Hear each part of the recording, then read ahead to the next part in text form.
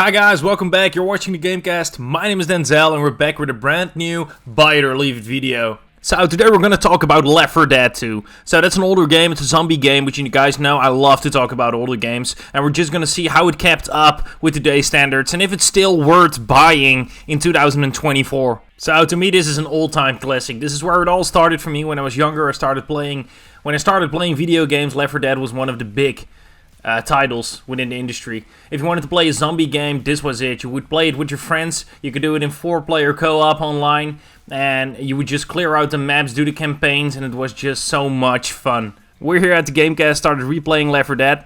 We hadn't played it in a while, but we played it a lot back in the day. And we were like, why just not make a video about it? Most people will probably already know about this game, but for the people that don't know about it, why not just inform them about how great this game is, and maybe they'll start playing. And if you did play it before, maybe you forgot about it and you can hop back onto it. It's just so much fun.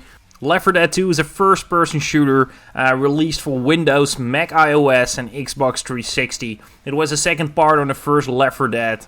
The game was released on November 17th, 2009. The game has multiple game modes, but the best one is definitely the campaign, because that's what the game was based on.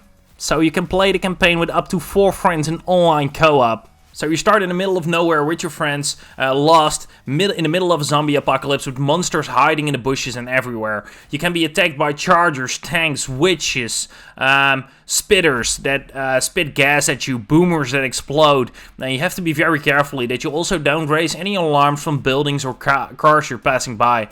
The point of the game is to get extracted, but to get extracted you have to get to the extraction point, but that's not that easy. You have a very long way to go with your friends, but you do have multiple safe houses throughout the map where you can stop, restock your ammo, restock your medkits, and continue on your journey. I gotta be honest, this game kept up really well, because I replayed it, and it's just so much fun. The shooting is fun, the game still looks great actually for a game from 2009.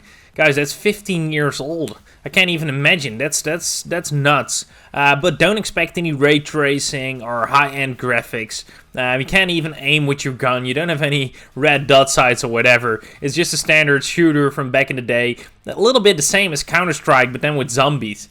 The goal is to eventually pass through the last safe house and fight off the last horde to get the extraction team there and to leave the apocalyptic area. But to get the extraction team there, you always have to do something. So or you have to repair a van, or you have to start up a concert, hit some fireworks to let the extraction team know you're waiting for them, so they can come and pick you up.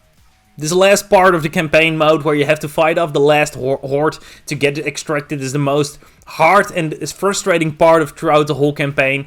You have to do everything pretty thoughtful, use your pipe bombs and gas cans and everything very carefully, because if you blow everything up from the beginning, you'll have a hard time get extracted, especially in the more difficult game modes. But eventually, only one person has to get extracted to finish the game successfully, to finish the campaign successfully. Of course, the helicopter will wait for the other players, but in case they